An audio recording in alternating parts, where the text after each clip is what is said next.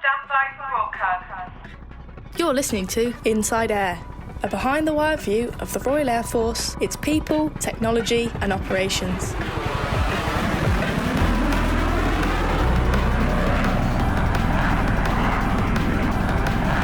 Hello, I'm Squadron Leader Peter Lisney, and in this episode we meet an award-winning RAF chef.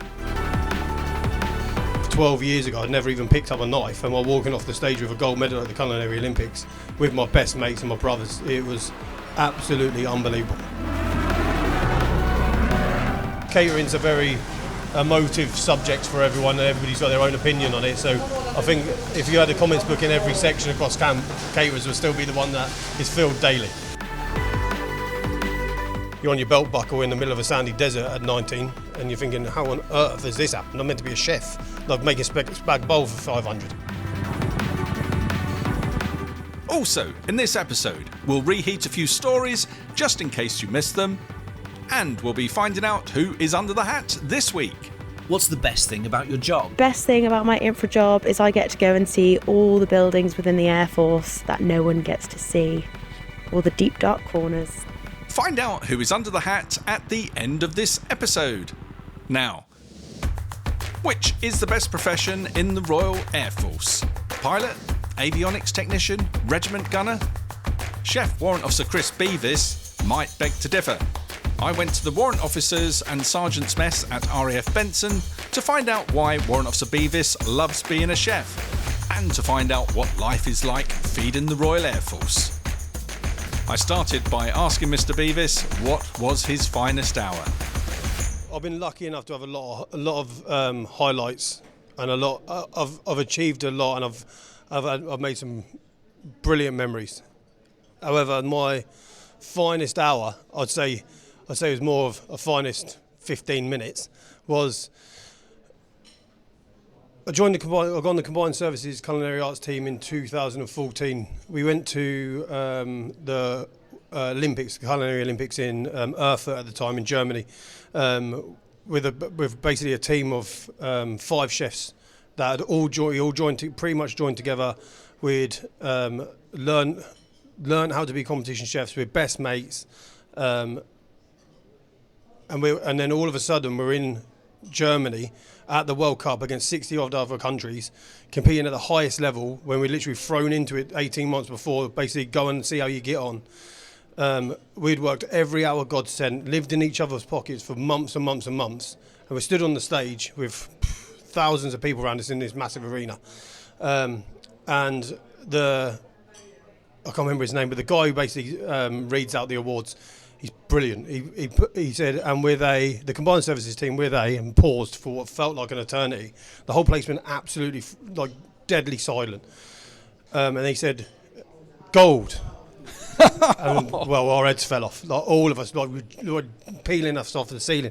But it comes in two parts. So it comes in culinary art medal, and then it comes in a pastry art medal. So then there was another pause where everybody went silent, and he went, gold for pastry art. So we got double gold at the Culinary World Cup in Erfurt, a brand new team, a team of 5 lads that had joined the Air Force pretty much together, lived in each other's pockets for 7, 8, 9 years. We're like brothers, we still are like brothers. There's 2 of them sat over there that are in the picture in my office that are both smiling, listening to it. It was absolutely ridiculous. I ended up bursting into tears because my head fell off. I'm walking away from the stage with all these people going ballistic, with a gold medal at the Olympics around my neck, thinking, how on earth, 12 years ago, I'd never even picked up a knife, and while walking off the stage with a gold medal at the Culinary Olympics with my best mates and my brothers, it was absolutely unbelievable. And I've had some moments since then. We've gone on and we've progressed, and we've won golds at other competitions, but getting that gold at that time with those lads is probably the best 15 minutes of my career. The reason we're here today is to learn more about the catering profession. Yep. We're also going to talk about the stewards profession as well. We're going to have a look in the kitchen, hear from some of your colleagues, hear from some of your customers, hopefully. Yep. And by the end of this, I think everyone's going to want to switch profession. That's it. Everybody's going to want to become part of the best trade in the Air Force. That's it. The most passionate and best trade in the Air Force. And if they don't want to do that, then at least they're going to want to come and be fed by you. Yeah, that's it. Yeah. So we're just walking into the kitchen now. Charlie's getting a chat off the sergeant. The lads, the boys and girls are just getting ready for service. The kitchen's all set up for service. We've got certain areas within the kitchen, so obviously you've got the pass, the head chef or whoever's IC shift will run the pass, call out the ordered chits. You'll have somebody on the servery running the servery, which will then come in and shout what they need, if there's anything that needs backing up, anything running low. And then we've got the omelette bar, the panini and sandwich bar, which is just constant throughout the service. So they're basically, the lads, the boys and girls are just getting ready for service at the minute. Okay, and just a little bit about the mess setup here. So this is just Royal Air Force personnel serving in this mess, is that right? Yeah, so we're under the IP through the Hestia contract. The IP here is Sodexo, really good. We have Sodexo chefs on station. We've got two Sodexo chefs in the kitchen today, purely because it's combined messing. We're combined with the officers' mess in a minute. Majority of the Sodexo chefs are in the junior ranks mess. So normally we have service chefs in the sergeant's mess and the officers' mess. However, due to the combined messing at the minute, there is blended workforce today. And how does that relationship go with you and your Sodexo colleagues? Really good. Chefs are chefs, regardless of whether you've got a Sodexo badge on or an Air Force badge or an Army badge or whatever badge you're wearing. Chefs are chefs. Once you get in the kitchen, you've got that white jacket on, you're all chefs. You're a chef? You're a chef, that's it. Good, okay. Look, everyone's seen Gordon Ramsay kitchens. Yeah. They can be fiery places, can't they? They can be fiery places, yeah. Tell us about life in an RAF kitchen. An Air Force kitchen is very different to a civvy kitchen. In respect to, it's not as busy, depending on the kitchen that you're in, because it's not a la carte. It's not as the chits aren't coming in like they would in a normal kitchen where you get hundreds of chits and you've got no staff, and it's really stressful. Don't get me wrong, it is stressful in there when you're getting, especially when it's combined messing and you're doing 60 to 100 within an hour, and the chits are coming in and it gets, and the heat in the kitchen's going. You run out of something and then everybody's head falls off. Like, it does get stressful in there. However, it's not, the sergeant or the head chef isn't coming in screaming and shouting and swearing like you see on the TV. It's not like that. It's quite calm. You do get, well, as long as your admin's squared. So you're saying no one swears in here? Oh no, everybody swears in here, but we're not. But as you're here today, we're not really swearing. But cooking's basically admin. If your admin's squared away and you've got everything sorted, I would have said something else then, normally swearing. But then you everything should be fine. But if your admin isn't squared away, then the proverbial will hit the fan. So, Warrant Officer Beavis, you've served a lot of your career has been on 3 Mobile Catering Squadron. Yeah. Can you walk us around the kitchen and tell us how this fixed kitchen compares to the field kitchen that you will deploy on operations and exercises? Yeah, perfect. So, as you can see, the core of the kitchen, where all the equipment is, effectively, if you put once this is in, if you put a canvas around it, it's exactly the same. The difference with 3MCS and a fixed kitchen is the logistics and the admin behind, like I was saying before, the admin behind getting to a fixed location and building the kitchen. Once you've built the kitchen, you've got all the OFCS in, all the kit in, it's relatively the same. Like obviously you have certain things that can happen, like you've got the fuel lines, you've got the fuel, you've got the generators, the burners, the OFCS, etc. But again, once your admin's squared away and you're set up, the kitchen's effectively the same. Some people might disagree with that because not everybody's a fan of field catering. However, I'm a massive fan of field catering. So, if you can do it in a field, you can 100% do it in a fixed kitchen, and it should go the other way. I mean, I've been at RAF Leman on exercise, field kitchen, on a runway, under canvas. Yeah, perfect. Thinking that canvas is going to fly away because of the wind up there. Oh yeah, it does get windy. You ballast it down, get the pegs in, sometimes pray, but like I said before, if you follow the processes and you do everything that you should be doing, 3MCS has got it nailed. So once you're set up, you shouldn't be going anywhere. Cool. Let's keep walking around. So so this is the main production part of the kitchen, where all the goods happen. The back of the kitchen is basically the prep area where everything's prepped before it goes into service. You've got a walk-in fridge, and then obviously all the freezers, the dry store, and all the rest of it. So basically, it's a linear approach. It comes through the back door from the delivery. It gets put into the stores and the kitchens. It comes into the prep area. Once it's prepped, goes straight in, and then, like I said, into service. Yeah, and the boys and girls are getting ready for service. And as you can probably tell, the omelette pans are going on. Charlie's about to burn everything, and we're good to go. Go on. No, he's not. Let's go and have a chat with Charlie. Let's go and have a chat with Charlie. Charlie, good to see you. Tell us your job here. So today I'm on omelettes during lunchtime. Yeah, we get about 10 to 15 one lunch service. So, what brought you into the Royal Air Force? My dad was in the army, and I was originally going to join the army, and he told me no, join the Air Force. I like it. Had you any very wise man? Any experience of catering before you joined the Royal Air Force? No, I left school and came straight into the Air Force. So I've got to ask, has anyone here come through the McDonald's route? Not I'm aware of. Not military, but with the receptionist. She used to work at McDonald's. Okay, yeah, because they're a really good trainer. They're very process driven. Yeah, very process driven. Yeah. And you're very process driven here as well. You know, it's getting hot in the kitchen, isn't it? It's cool at the minute. Once Charlie's about 3 omelettes deep, it'll be warm then. Right. When everything's on fire. And let's talk to some more of your colleagues. Like you are. So, what's your name? My name's AS1 Makutu. Okay. Rap. You're wearing a corporal stripes at the moment. You say AS1. What's going on? Acting at the moment. Congratulations. Thank you. What's your job here? So I'm the junior engineer of the WASM. So my job is to make sure due diligence and everything goes good in the kitchen, make sure all the AS1s are following procedures and stuff, and making sure the kitchen and everyone's following the Sodexo policies, and make sure the kitchen runs nicely. What's the best bit about the job for you?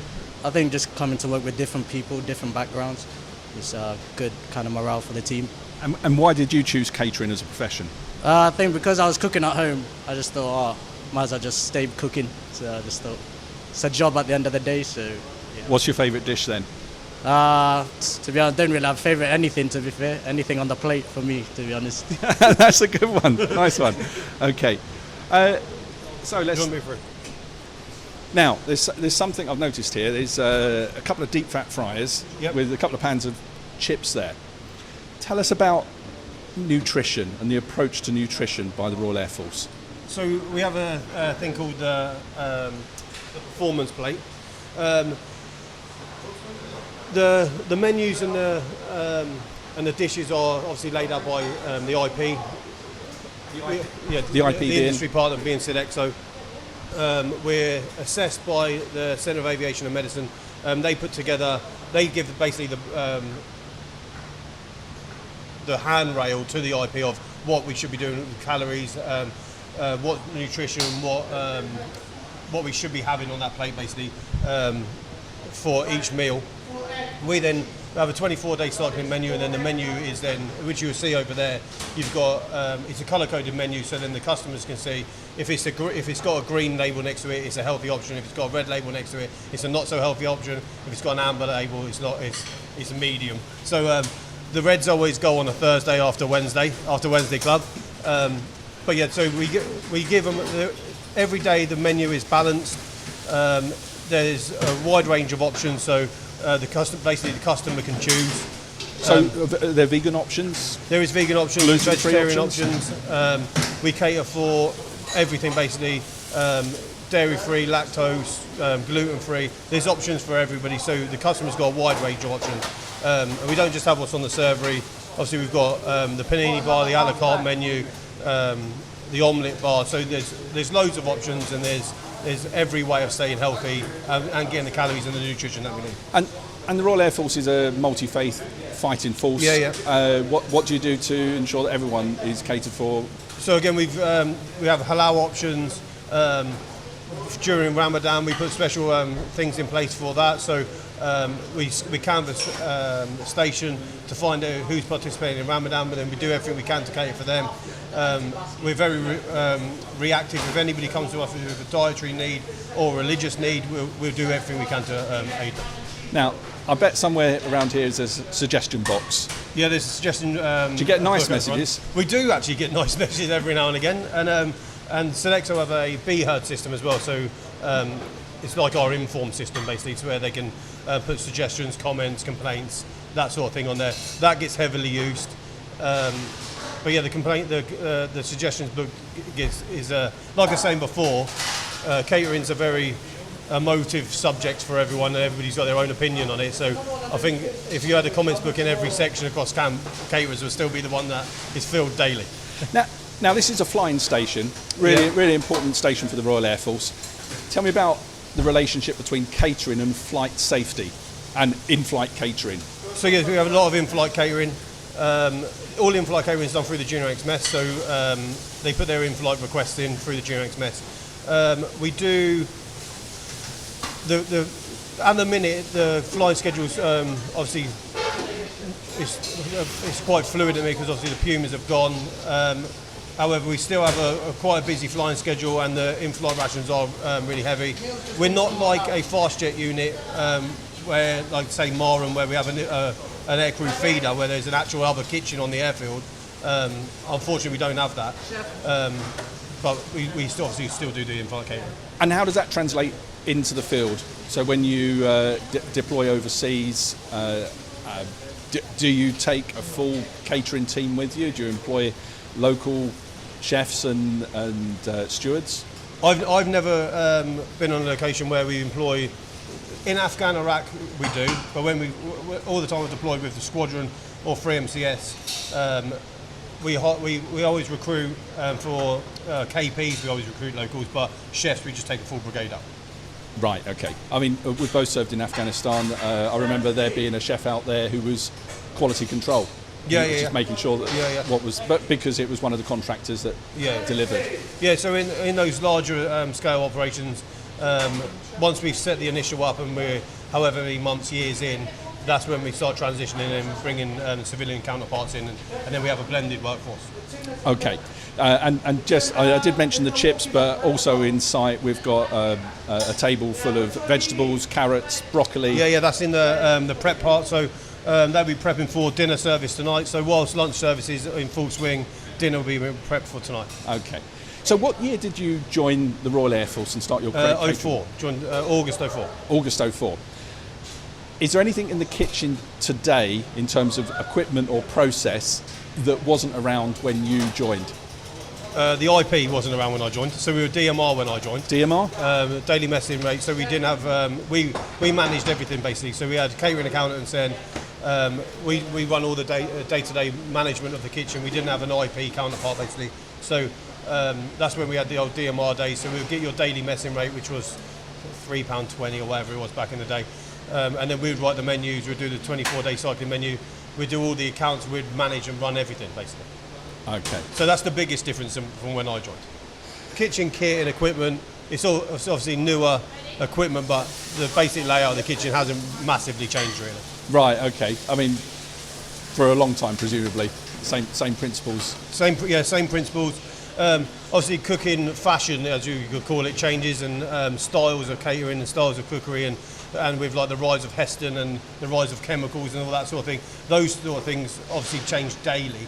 However, the basic intricacies of a kitchen, of how a service runs and how you manage your brigade and the structure of a kitchen effectively hasn't changed massively in my time.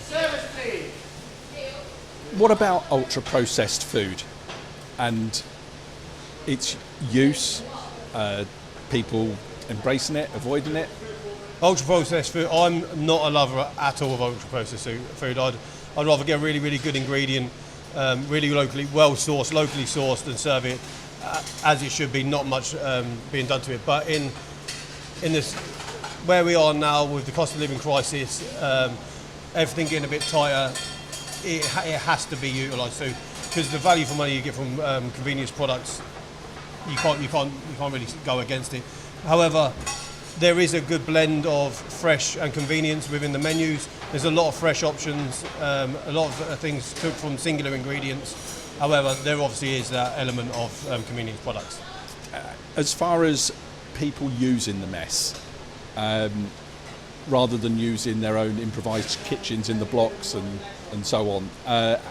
How's that going, the battle about bringing the customer back into the mess, whether it's junior ranks mess?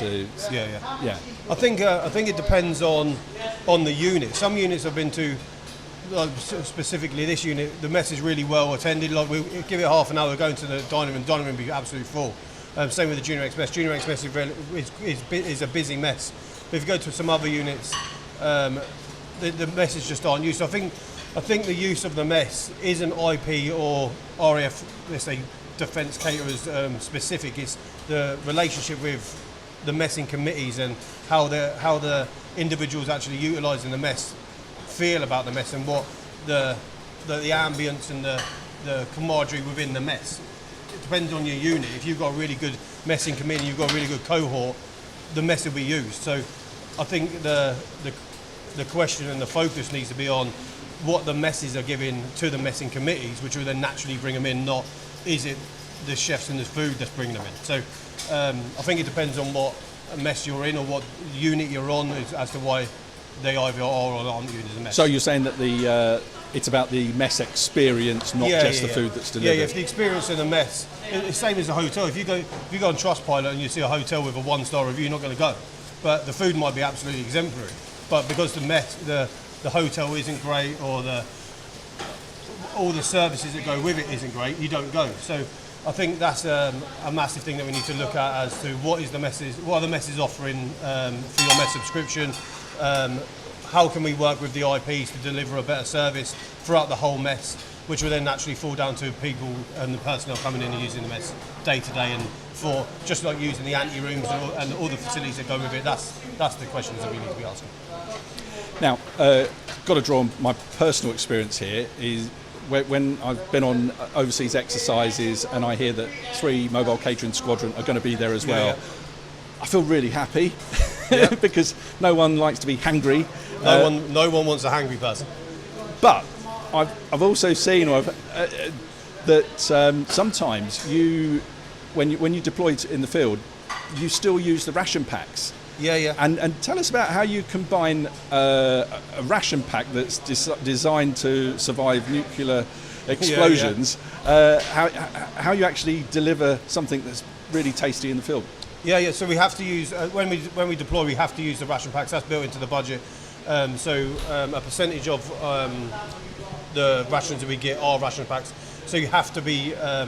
This is where your chefing comes in, like being a proper chef comes in, and your training kicks in, and your experience kicks in of utilising those ingredients within with fresh. Once you get a ration pack out of the box and you strip it down to its bare bones, it's effectively exactly the same as all the rest of it. It's been a bit processed, a bit more. Some things don't cook exactly as they should. For instance, the cheese. If you don't know how to use that cheese, you're not melting that cheese. That thing will survive nuclear holocaust. And tell you, it's horrendous. But if you know how to use the cheese and you get it in a milk solution, you get it in a bain-marie for hours and hours and hours, you make a lovely cheese sauce with it. So again, it comes down to your experience within field catering, experience of utilising the ration packs, and once you've got that and you start doing that and you start using the ingredients, like I said, once you've taken them out of the box and stripped them down to their bare bones, sometimes, but 9 times out of 10, you never know which is ration pack and which isn't. So some days you served up fried eggs, and the other days it's powdered egg. Powdered eggs, yeah. But again, if you've got other ingredients and you season it well, you cook it properly, you rehydrate it well, you add butter to it, add a bit of cream if you're so lucky to have a bit of cream. Again, you'd never know. Something else I saw, we were on an exercise and the French Air Force, Royal Air Force was catering for the French. Okay. And turn up to breakfast and there'd be croissants on the menu. How's that happen? Well, from a 3MCS? Yes. Yes. So that's obviously whoever's been organising that day at the time has utilised their the money that they've got over and above the 10-man. And thought, well, we've got the French coming in, better get some croissants in to keep them happy. So they've done the job. Outstanding. Right, should we take? Well, you never know. They might have made them, but you never know. I think they were made. Let's go into the hall and maybe chat to some of the customers. So Sergeant Donnelly is the Warrant Officer Sergeant's Mess Senior NCO, just back off Mod 1. so we've caught him off guard a little bit. We've known each other since 2006, 7. Basically grown up together. He was one of the first people I saw when I got to Odium, my first unit, and we've been pretty much best mates ever since. And we've gone through the competition circuit together. We're on the same team for the last 10, 15 years, and he's currently the vice captain of the combined services team alongside me as the captain. So yeah, it's nice to have him at Benson in the Sergeant's Mess, working alongside me for the first time ever since we were SACs basically, or AS1s. Sergeant Donnelly. Sergeant Donnelly, I noticed that you're wearing the Combined Services Culinary Arts Team crest. Yeah. You must be pretty proud of that. Yeah, incredibly proud of that. It's to me, it's like the pinnacle of what we can do, getting onto that team in catering in all of the armed forces. So to be the vice captain of it and under such great leadership of the captain, it is phenomenal. And not only is he a great captain, he's also a great friend. So it's really nice. So obviously this is your first tour as a sergeant into the Sergeant's Mess at Benson. Been at Benson before. Basically, how are you finding it? How are you finding the team? No. Yeah, I mean, I was always excited by the posting when I found out I was coming off the PSL and coming to Benson. It was a really exciting prospect. Not only because I know the camp previously, like you just said, I know the area really well, but coming in and with the senior management that was here at the time, was it really exciting because I knew there was going to be great mentorship and great people to learn from, not only in the skills of culinary world, but also like the leadership and strategic management styles which are put in to learn from two great mentors, yourself and the flight sergeant. So yeah, really excited, really enjoying it. I think there's a fabulous team here. Having come from Bryce Norton, there was a great team there as well. It's different dynamics in the way that the kitchen's run here, and I really enjoy it. And I think we've got a real good, bright young team.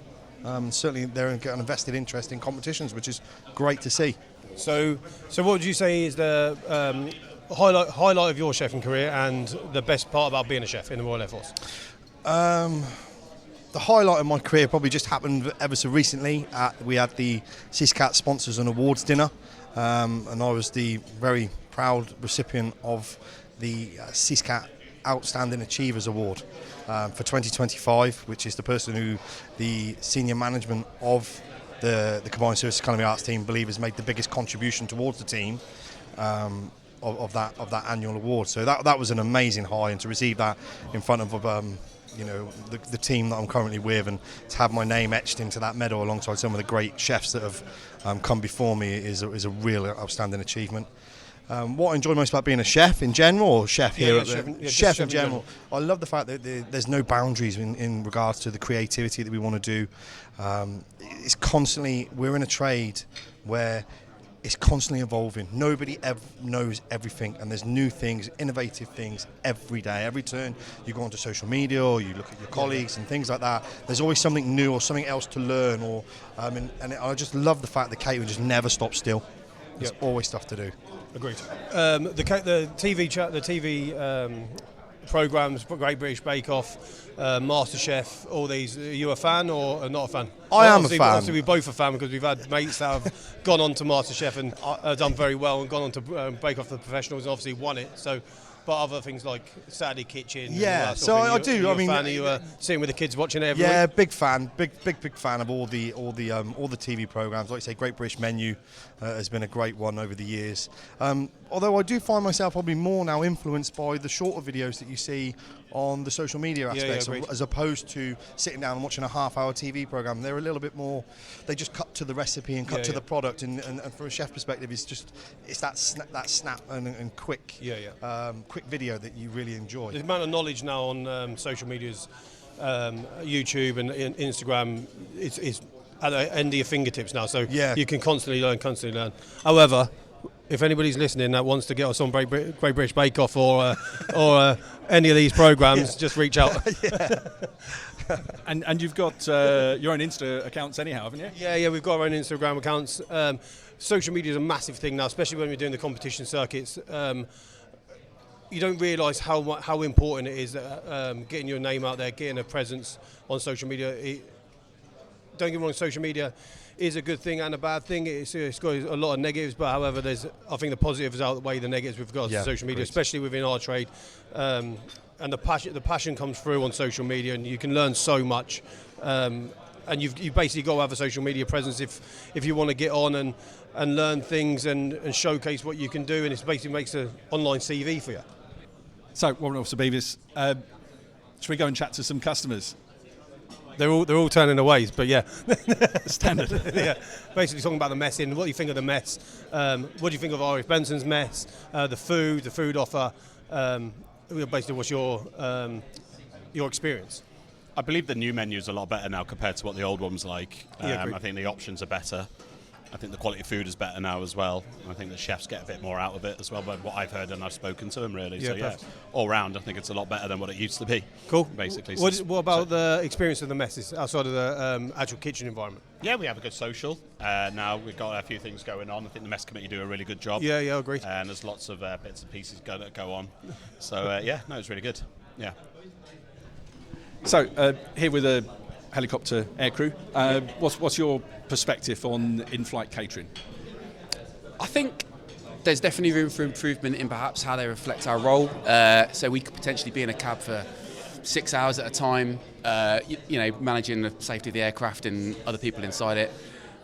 At the moment, there's perhaps quite a lot of sweet stuff in the meals, whereas you look at elite level sports people, they'd be having meals recommended for the activities they're doing. At the minute, I'd say it doesn't really seem like that. So there's definitely room for improvement there. So currently there is an inform in. The inform's been taken extremely seriously, and myself working alongside QC on station, we've got a CI event to basically go from the ordering of the rations all the way up to the delivery of the rations and everything in between. That's this month. All stakeholders are going to be invited. We're going to literally go through absolutely everything to see what we can improve, see what we can offer with regards to how much money we get, the budget, like the flight attendant was saying, what we can actually offer, how it's offered, how we do it, all the processes. So this is heard at station level. We are doing everything we can. Don't get me wrong, we are constrained by policy, the JSP, the nutritional value that can deliver and all the rest of it. However, it is being taken seriously. We are doing a CI event to see what we can change, and hopefully going forward we will change, and they'll see on the flight line and in the cabs an uplift and an improvement in what goes forward. But again, we are constrained by policy, and we are being dictated by that. What do you think about that? I think it's good to know people are aware of it, and any change or scope for change is good. I say change, just working towards the right direction. I think recognising that there's a certain need for the job that you're doing, and it's important to have like that energy level managed throughout a sortie. I think that's important. I don't think ever there's been a better time to say the proof of the pudding. Exactly that. Yeah. Yeah, fair enough. All good. Thank you. Cheers, sir. Thanks. So a really integral part of the offer, the catering offer, is the role of the stewards play. Perhaps you can tell us about the role of the stewards, and maybe we can speak to one of the stewards. Yeah, perfect. So the role of the stewards has drastically changed over the last few years. We have two sides to the steward cadre: the front of house in the MOBs, in the kitchen environment, and then we have air stewards. So air stewards are 101 and 10 Squadron at Bryce Norton. Predominantly just they don't do any front of house within the messes. Ellie, don't run off. They don't do any. They don't do the front of the house. They do front of house within the messes. They just do the Voyager crews, and then obviously we have the front of house. However, that is in the process of changing. So we changed it to direct entry cabin crew. So before you had to come into the trade, into the steward profession, go onto the ground for a few years, and then apply to go onto the squadrons. But then they changed that, and then you could do direct entry. That's come with its problems, and it's come with its issues. So now they're going back, and under the new catering model, the steward cadre is going to change, and potentially they're going to be separated into two, not separate trades, but two separate streams. We've got AS1, Eleanor, who's just been posted in. She doesn't like to chat, so you might she might be a bit quiet. But she's just come off Voyager, and she's obviously this is her first week at Benson. So just off Voyager, what was that like? I did 5 years, so I travelled the world, went to Guam, did Mobility Guardian, COVID testing. I had a very interesting 5 years. The Air Force customers, Royal Navy, and the Army. It's you guys in the air are often the only people that they really speak to as far as Royal Air Force. Huge responsibility. Yeah, it can be, to be fair. So I did everything from humanitarian aid through to passenger flights, Cypresses. So we're a point of contact and make them feel homely when they're potentially going somewhere that's a little bit different for some of them, through comforting and professional service. Yeah, because some of these people have, if they're coming home from operations, they might feel a bit. We have anxious. a lot in the last couple of years as well. We've had a lot of first tourers as well, so young infantry lads and lasses. So we try and make them feel at home as much as we can, and then provide them with a bit of, I suppose, not comfort. We provide them with a service that makes them feel as at ease as possible when they're flying around the world in somewhere that can be quite dangerous for them. What has been the most challenging moment for you on operational flying? Probably the op hitting stuff. That was in 2021, so obviously bringing a lot of people that are in distress situations home and moving people into a new life, and it was quite rewarding. So was that on the Voyager? That was on the Voyager. It was in August 2021. Why did you choose to become a steward? So I actually joined up as a pre-qual steward. So I went to catering college, did front of house and back of house, and I'm a people person, so travel the world, work in VIP functions and stuff like that. And I've got to ask, do air stewards get flying pay? We do. We get, I think it's called RRP, retention pay. So it's a nice enticement into the job. So that boosts the pay packet each month? It does, it adds it up. Okay. So do you want to get back in the air when you've left Benson? I've had a lovely 5 years, so I'm quite happy on the ground at the moment. But the job is good if people want to do it. That's brilliant. Thank you. Sir. It's just starting to quieten down in the mess. Most people have had their lunch now and on their way out. Yeah. How has today's serving gone, do you think? There's been no screaming or shouting from the kitchen, whether that's because we're here, I don't know. But everything seems good. We always have a really busy period straight at the start of lunch service. For the first hour, we have a really, really busy period, and then it quiets down for the last half an hour. So that's the period that we're in now. So we've had the busy period. We'll probably get another 15 to 20 in now. But if we go into the kitchen, the boys and girls will be getting ready for the next service, cleaning down, redoing all the prep for tomorrow. And basically getting the kitchen squared away and all the admin sorted out and getting ready for the next service. So how does this operation compare to a civilian restaurant or a hotel restaurant? For a hotel restaurant, it's quite comparable to a hotel restaurant with a buffet service, but to an a la carte restaurant or a Rosette or Michelin star restaurant, it's extremely different. Tell me more about the competitions that you get involved in. Okay, so the competition circuit is, unless you're within the catering trade or within the profession, it's not really a well-known thing, culinary competitions, but it's like anything else. It's like football tournaments, any sport tournaments, it's exactly the same. So there's catering competitions from the lowest level, from something as simple as a skills test like filleting a fish, all the way up to the Buku store, which is the highest level of catering competition there is on the planet, which isn't just military. Majority of the competitions we do are all civilian competitions throughout the industry, and we do everything in between. So competition cookery isn't for everyone, don't get me wrong. It's extremely fast-paced, it's very intense, and you've got to have a really high skill set to be competing at the highest level. However, the combined services team, which takes the top 10 chefs from each service to compete on the international stage, that's the level that we start to go out and compete against the civilian counterparts, especially the World Cup in Luxembourg and the Olympics, where we compete against 62 other countries at both events, and we're one of the only military teams. And personally, you have been recruited into a civilian team, is that right?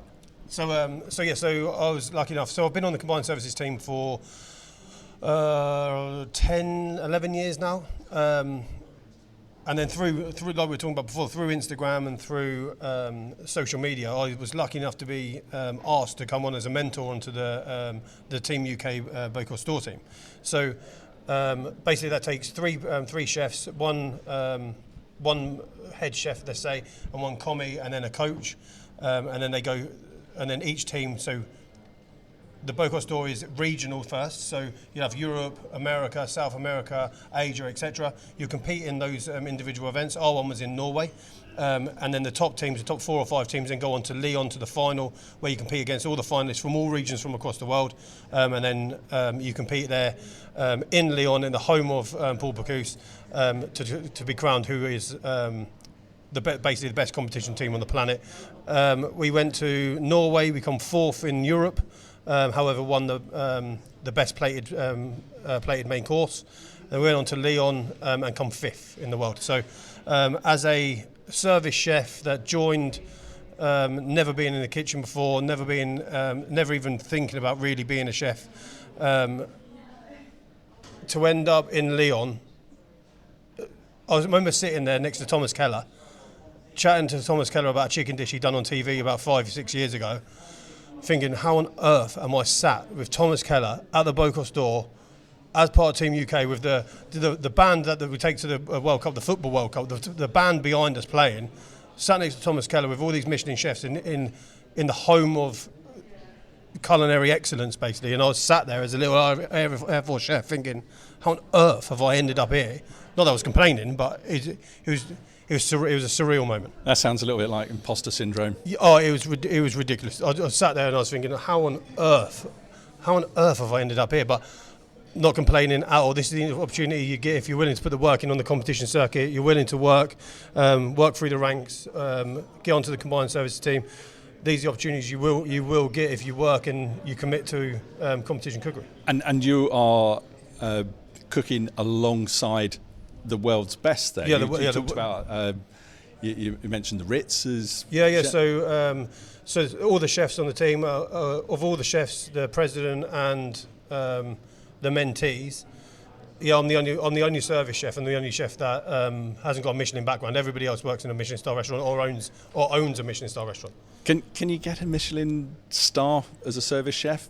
Not unless you leave and open a restaurant, no. I know, unfortunately not.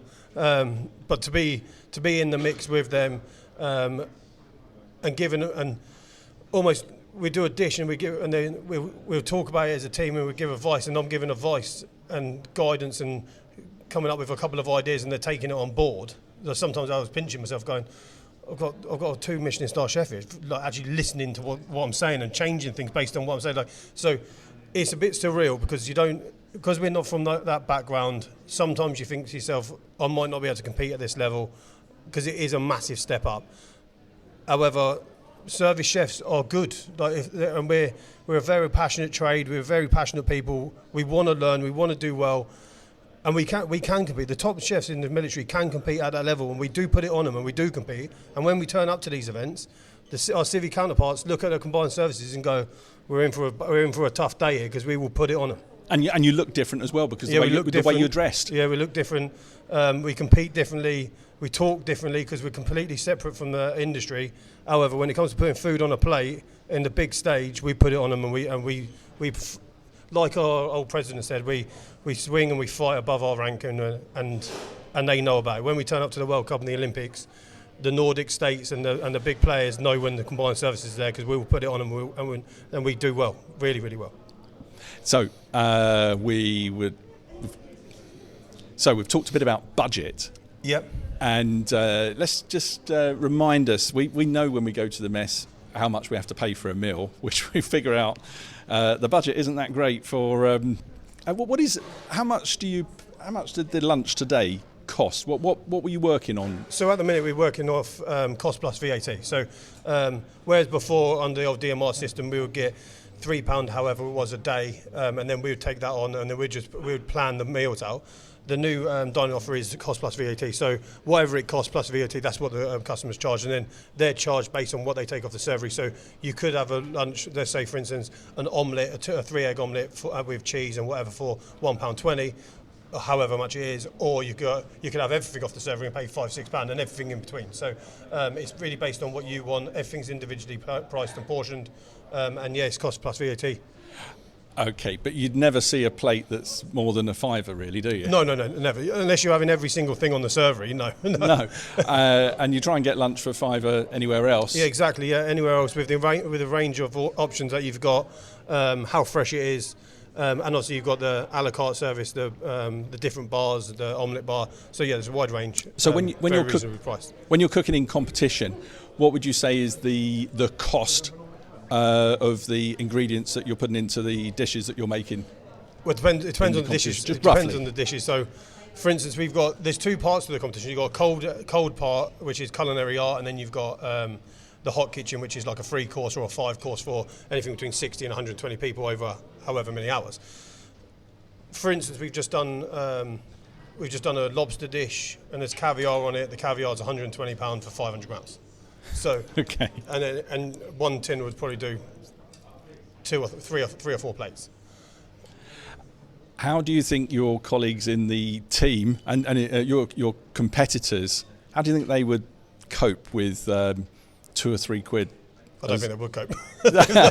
Would you not like the competition to be hosted here at RAF Benson and then see how they get on? We do. There is competitions like that. So we have the single service competitions and the combined services competition where we have a blended approach. So we have the high-end cold work and the high-end like fine dining experience all the way down to like street food, and then everything in between. So we have we'll have field catering competition, so everything's ration packs with I think you get £15 to supplement with fresh ingredients, and then obviously you've got the really smallest competitions for the brand new recruits. Some of them are still in training, so they just do simple skills tests. So there is a structure to get into the highest levels, and there is a way of not throwing them straight in the deep end. They can start at the lower levels, and we do have competitions where we bring in military catering and our military experience within the competitions as well for those individuals that don't necessarily want to do fine dining. They want to stick to their roots and do like this sort of service or the OFCS sort of service. So I mean, we've seen the occasional post on RAF social media about these catering competitions. Yeah. What sort of help do you need from the Air Force to, first of all, what does the Air Force get out of these competitions, and what could the Air Force do more to help you? So, for me, the competitions give you can only learn so much in the kitchens. We are restricted now a lot more than we were under DMR with the IP. Don't get me wrong, the IPs do really try. They do help us, but again, just remind us the IP. IP is the industrial partner, which is for us Sodexo. Yeah. You've got Sodexo, Aramark, and ESS across the UK. They do really help. They do really try, but again, they're constricted by the contract and what they can offer as well. So these competitions give an insight into new skill sets. They give an insight into different ways of cooking, different ways of catering, different skills, different methods. They give personnel that don't necessarily want to actually compete, they give them a mentoring ability, so then they can then learn how to mentor and guide. The individuals also have a way of understanding time management, different ways of budgeting, admin. The amount you learn from doing a competition isn't just putting a bit of food on a plate, and obviously that filters down into the Air Force. So the more competitions they do, the more admin they do, the better their admin gets, the better their time management gets, etc., etc. So competitions, on the face of it, when they just see on social media a nice plated piece of venison or whatever, there's a lot of background behind that, and there's a lot of investment into the individuals and a lot of investment into the mentors. That then filters down into the trade. We're a very, very, very passionate trade. So it filters into the customer experience. Into the customer experience. The kitchens run smoother if you've got I'm not saying competition chefs make the kitchens run smoother, but by doing competitions, you end up with a much more advanced skill set than just cooking, which used to be just a fundamental part of being in the kitchen. However, times have changed, the contracts changed, DMR's changed, and competition cookery is a way of fostering these skills and these leadership and mentoring opportunities. So what help do you need? The biggest help I'd say that we need is catering competitions sit in a grey area. So we're not technically classed as a sport. We're not technically classed as ATFD, that sort of thing. We sit in a grey area. So adventurous training, force development. Yeah, we don't sit under any of them. We sit under a very niche. Basically, that's the catering in a nutshell. Basically, we don't really fall under anything. We just seem to be there, and we're always there. But ideally, the ideal scenario would be we're recognised as the catering competition, specifically the combined services team, is recognised as a sport, which will then allow us sport funding. Hang on. Catering as a sport. Yeah, catering as a sport. Catering is a sport. So at the Bocos door, Claire Smith, the president of the Team UK, she's owns two 3 Michelin star restaurants, top of her game, like probably one of the best chefs in England / the world. In our debrief in Lyon, she said this is a sport. Catering is a sport. This is the highest level of culinary sport you'll ever have. And I literally wrote it down into my notes. I was like, because she's right, it is a sport. We do individual events where we're competing against other people. We do team events where we're competing against other teams, national, international, the World Cup, the Olympics. We are a sport, and a very, very high level sport at that. And you know, looking around the kitchen today, everyone looks pretty fit. In that everybody's kitchen. fit, yeah. Yeah, Gone are the days of you never trust a skinny chef. They're gone. You only trust a skinny chef now. So your vision, your hope is that this will be catering. The catering competitions will be recognised as a sport. Yeah, that'd be my ideal scenario. Is that combined services recognised as a sport, which will then, when the admin orders go out and these people are selected, it's easy to recognise they're basically on sporting duty. It's easier to get people released, because we do struggle with people being released, because again it sits in that grey area where nobody's entirely sure of what we actually are. So to be recognised as a sport, even without the funding, just to be recognised as a sport, and that the senior management at all levels understand what we are, who we are, and what we're doing, and to the level and the success that we're doing it at, would be brilliant. So if you're listening to this and you can do something about that, please reach out to Warrant Officer Beavis. Reach out, let me know how I do it, what I need to do, and we'll get you down to the sponsors workshops, and we'll feed you the best you've ever been fed. That sounds like a deal for whoever makes this happen. So what we've seen today is a lunch servery, which was very process driven, as you said. People in, people out, make sure they're fed, back to work as quickly as possible. But you are also renowned for delivering the highest quality of catering when it comes to serving the Monarch. Serving at Buckingham Palace, serving at Chequers. Tell us about that side of your role. Yeah, so we're lucky enough to have a service chef in Chequers. In my last role at Air Command, I was lucky enough to put the candidates together and interview for that position. That position's brilliant. Chequers is the Prime Minister's residence. Yeah. You're working alongside two civilians, which are both ex-Air Force. What you learn there, and what the opportunity you get working at Chequers, not just the fact that you're working for the Prime Minister, but you've got all the gardens, you've got the outdoor cooking facility, you've got the herb garden, you've got all the fruit trees, you've got access to a farm just down the road where they blend their own flour for your pastry. Like that's the level of cooking that we want our juniors and we want our young chefs to aspire to do. And again, simple cookery, taking a really nice raw ingredient, treating it well, and producing some really beautiful food and beautiful cookery, which is what they do at Chequers and what they do at what we do for, like especially at Marham when we had the Queen and all the monarchs and the now King over at Marham. Basically, you don't get a never-ending budget, but you get a decent budget when they come along. And some of the food that we do there is top drawer. Okay, so that's one extreme end of the spectrum for the role of a catering aviator. You also served in your time as as a caterer on 2 Squadron Royal Air Force Regiment. Yeah, I was on 2 Squadron, so I was at Honington for 3 years on 2 Squadron. That was at the very start of my career. So I was at Odium. I've been at Odium for 2 years. I won't lie, my first 2 years in the service, I wasn't exactly the model airman, let's say. And then an opportunity arose to go to 2 Squadron. The SWO at Odium at the time was the old Warrant Officer 2 Squadron.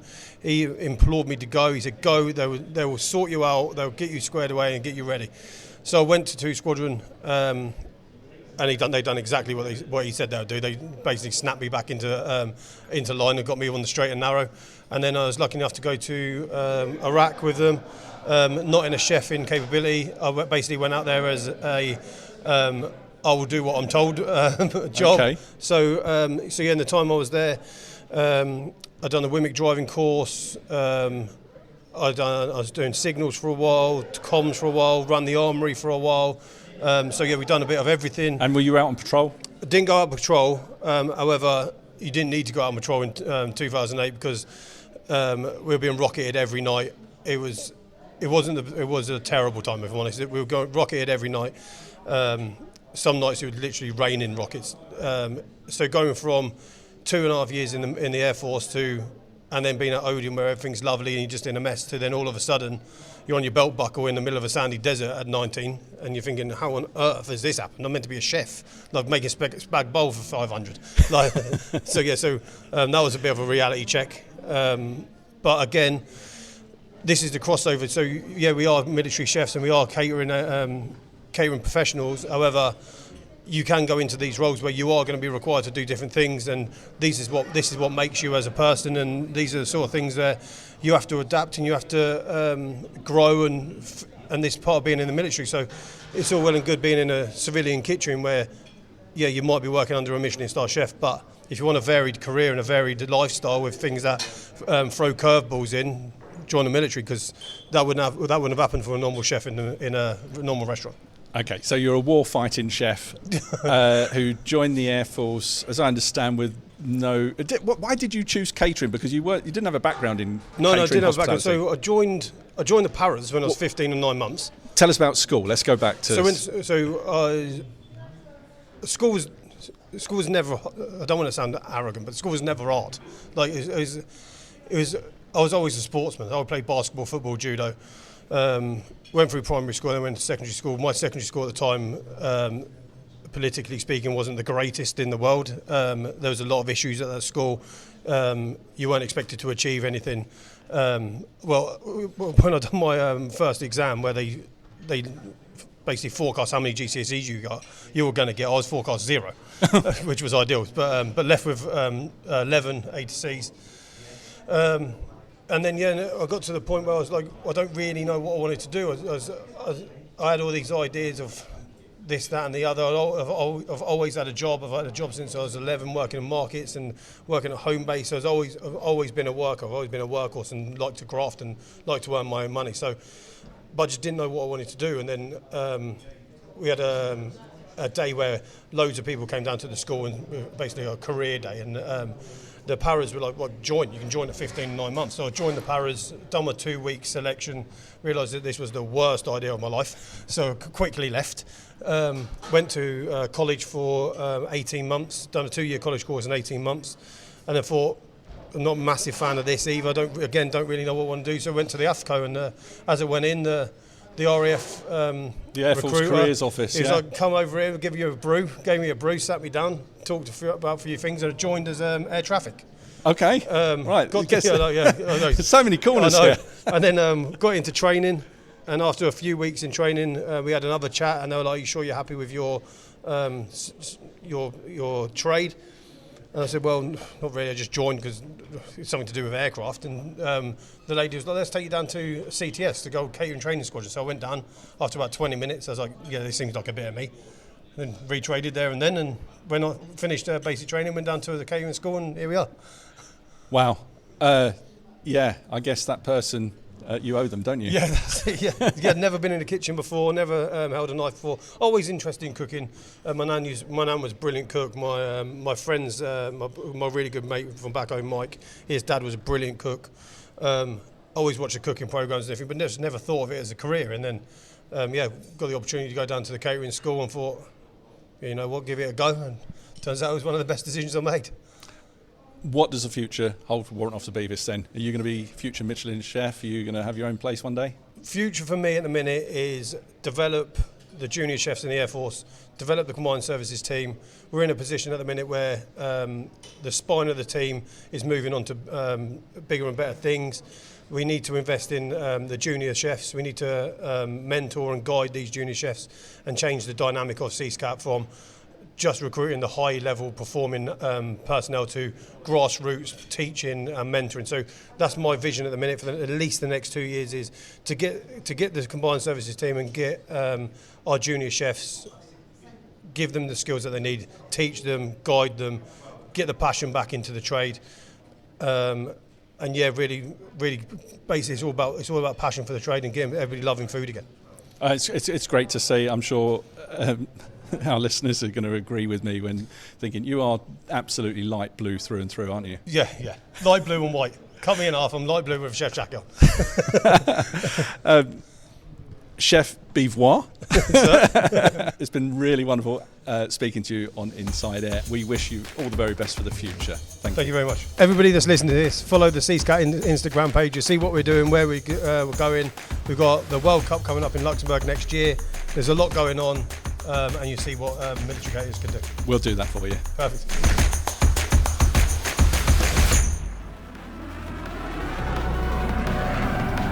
Hi, I'm AS1 Emma Kerwin, and this is Reheat, where we take a look at some of the RAF stories you might have missed.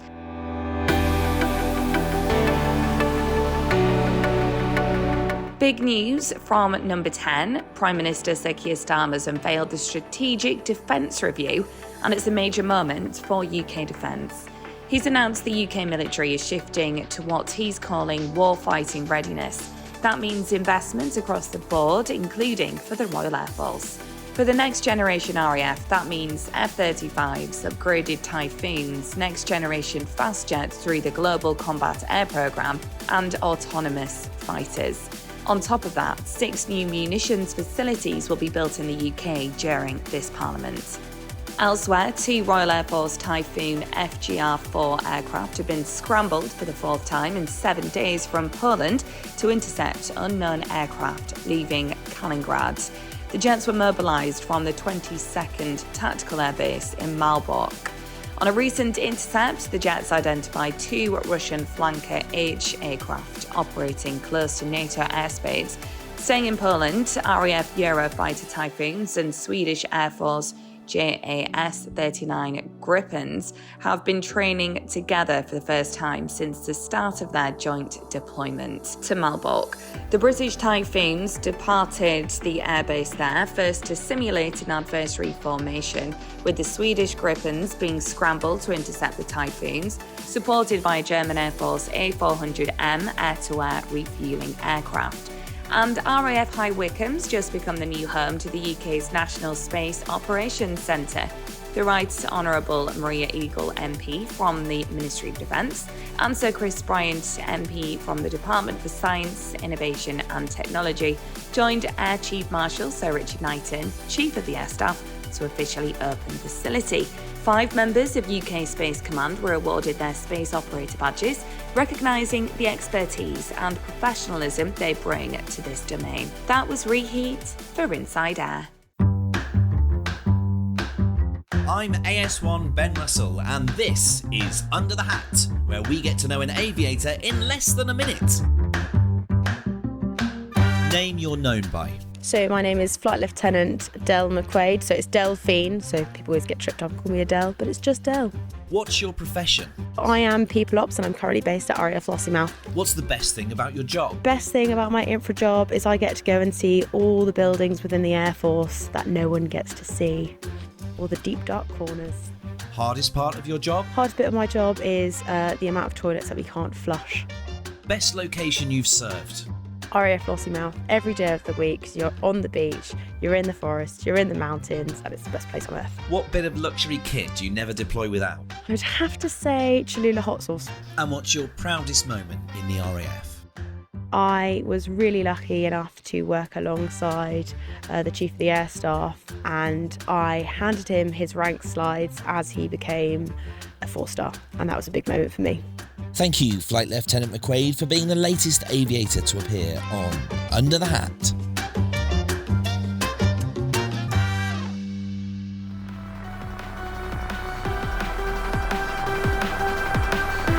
That's all for this episode of Inside Air. Please give us a review and subscribe on your favourite podcast app, and join us again soon. You've been listening to Inside Air, a behind-the-wire view of the Royal Air Force, its people, technology and operations. If you're serving in the RAF and have a story for us, please speak to your unit media and communications officer. Inside Air is written and produced for the Royal Air Force by RAF Media Reserves.